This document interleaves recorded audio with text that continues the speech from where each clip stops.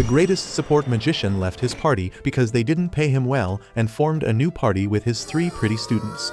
In a world where the powers of the dormant demon lord created dungeons all around the world, Thunderpike is in a rank party that live streams their dungeon runs to the whole world. They have a knight, a warrior, a witch, a priestess, and a mage in their party, and combining their unique abilities, they are able to take down powerful monsters with ease.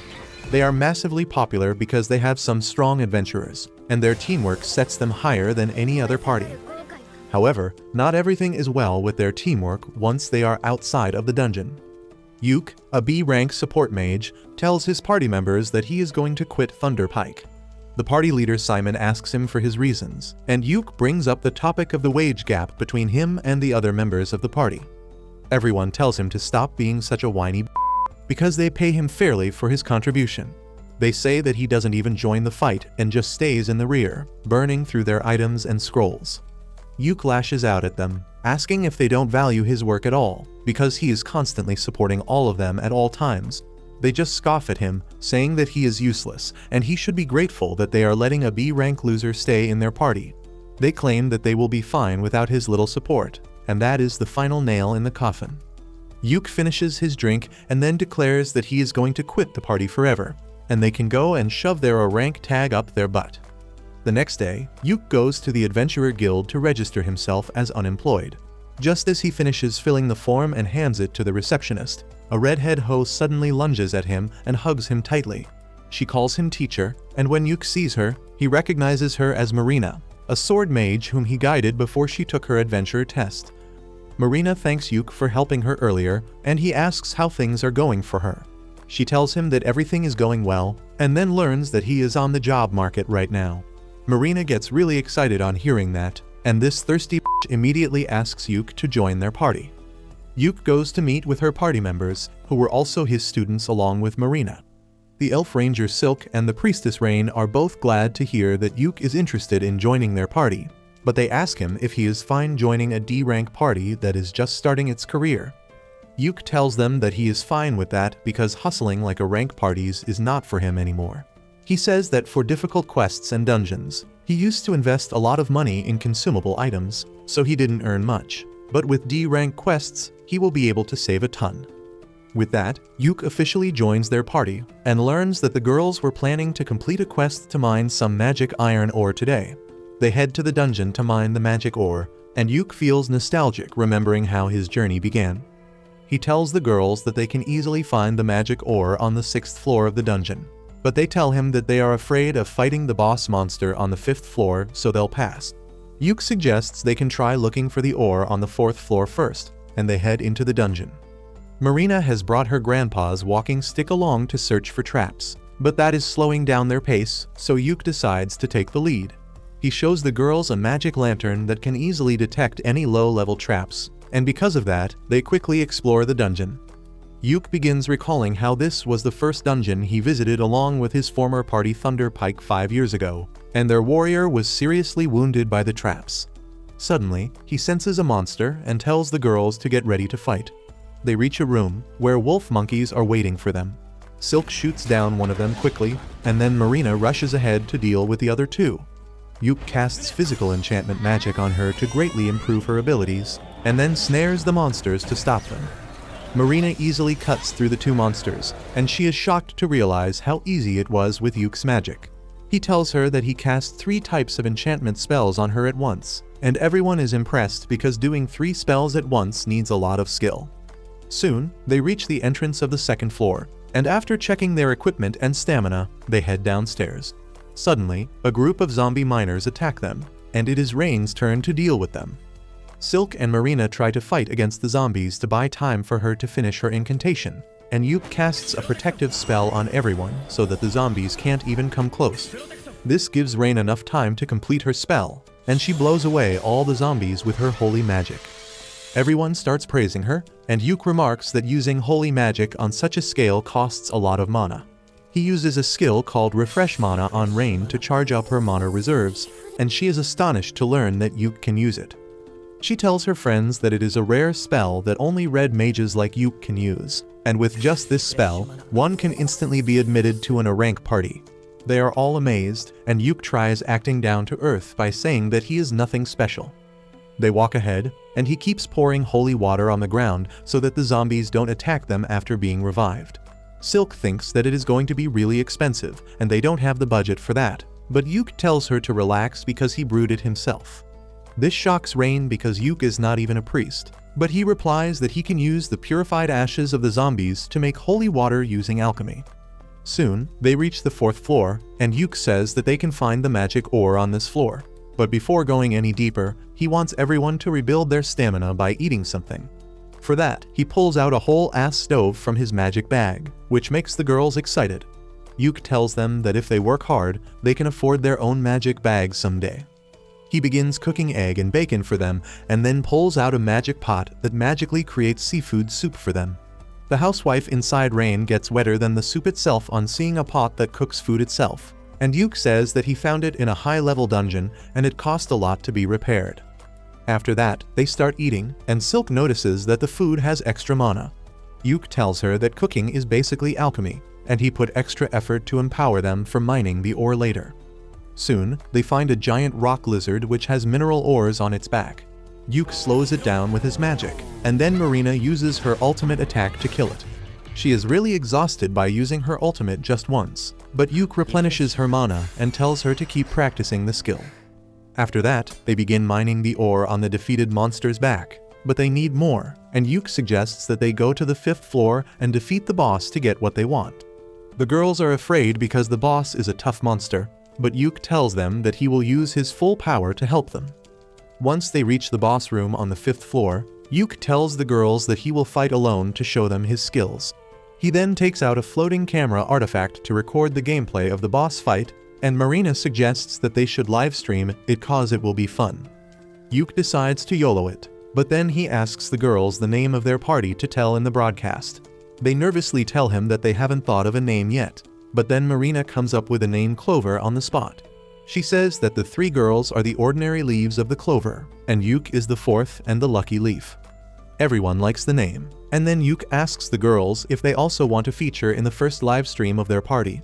They are fine just watching him, so Yuk enchants himself and then activates the live streaming mode on the camera. After that, he opens the door to the boss room and heads inside to see the giant ugly steel crab. The crab attacks him instantly, but Yuk slips from its claws and then uses 5 disabling spells to blind, poison, and paralyze it. The crab tries to attack indiscriminately, but Yuk just uses gravity magic to crush it instantly. He ends the live stream with that, and Marina immediately hugs him, almost breaking his bones in the process. Yuk then puts the crab in his magic bag, and they open the treasure chest that dropped after defeating the boss to find a ton of treasure and magic ore. After that, Yuk and his party head back to the city in a carriage. He acts polite and asks the girls how do they rate their new party member on a scale of 1 to 10. All the girls are really impressed by his overall skills in the dungeon, but Yuk thinks that they would be uncomfortable to see someone who is older than them suddenly become a party member.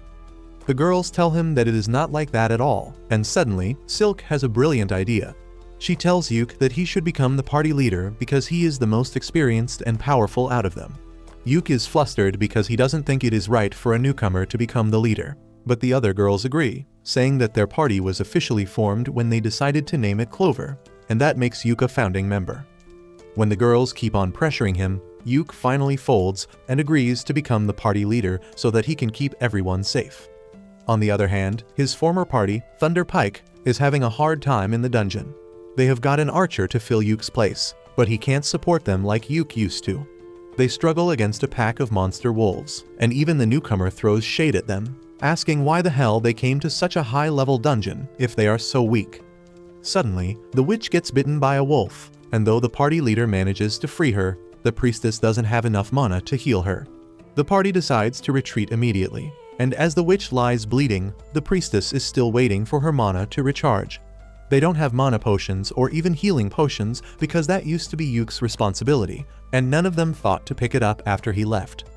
The new guy has a healing potion, but he doesn't give it so easily because he expected a rank party to have better management. Meanwhile, Yuk and his party are celebrating their first mission's success. As they drink, Yuk tells them that the reward from the quest was nothing special, but he got a lot of money from selling the corpse of the steel crab. He asks the girls about the division of money among them, and Silk tells him that they put everything in the party fund and use an allowance system for buying necessary things. She explains that they are saving money to buy their own house one day, and Yuk likes the idea. At the same time, his former party is at the same inn, and they are griping and complaining about their failure today. They blame it all on the new guy, saying that he should have been prepared better to help them. The archer gets pissed off that they are treating him like an errand boy, and says that he never thought that the famous A-rank party would be a bunch of sisses who can't even wipe their ass themselves. He tells them that he is quitting their party immediately, and Yuk turns around just in time to see it. He doesn't want to give any attention to his former party, so he tells the girls that after every successful quest, they will take 2 days to rest and recover. He says that he will stock up the useful items in the meanwhile, and they can head to another mission on the 3rd day. Suddenly, the inn begins to display the livestream video of Yuk defeating the steel crab that has gone viral within half a day. Everyone is interested in Yuk and his party because he defeated a boss monster with just debuff spells. However, this pisses off his former party members who think that Yuk is playing in the lowest league to improve his KD ratio.